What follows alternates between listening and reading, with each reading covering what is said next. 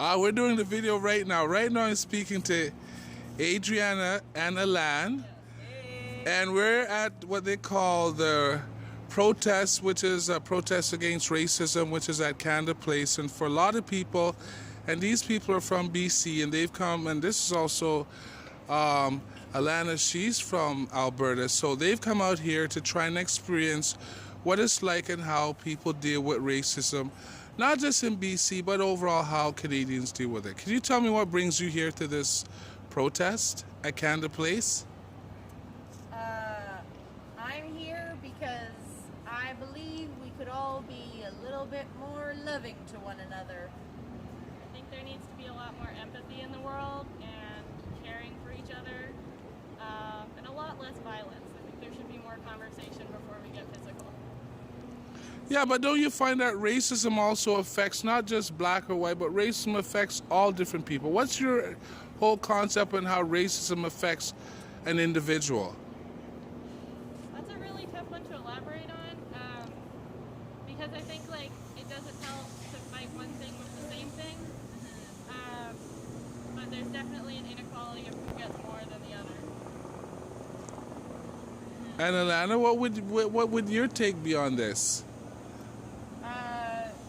Yeah, I agree with what Adrianna said. Is you can't fight fire with fire.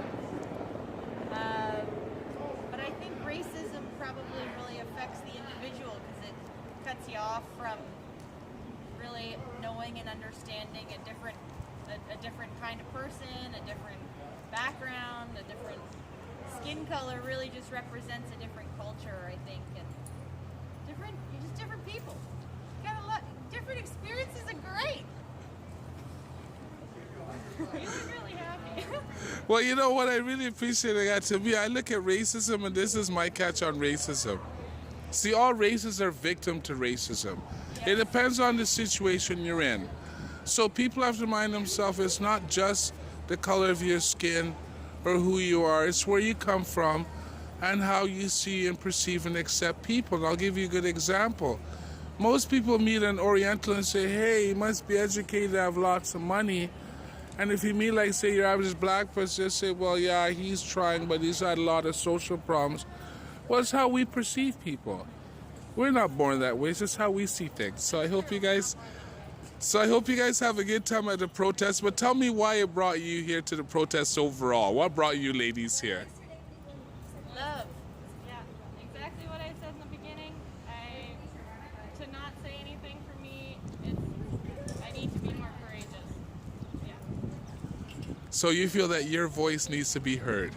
Not mine, but I need to stand with the group who wants to make a change. Yeah. Okay, well, you take care. That's the same thing Megaphone represents.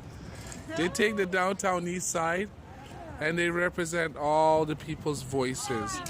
And all the people that come from all walks of life, Exactly. rich or poor, black or white, crippled, whatever. Same They just want to share. We would hug if we could right now, but... I wish you Okay. Give him a big bear hug. Well, why do you tell Megaphone you love them? Can you tell Megaphone you love them? Megaphone. Okay. We're worried that Megaphone can't hear us, though. Yeah. Well, don't worry. They're online and they're working hard to see you all the time. Mwah.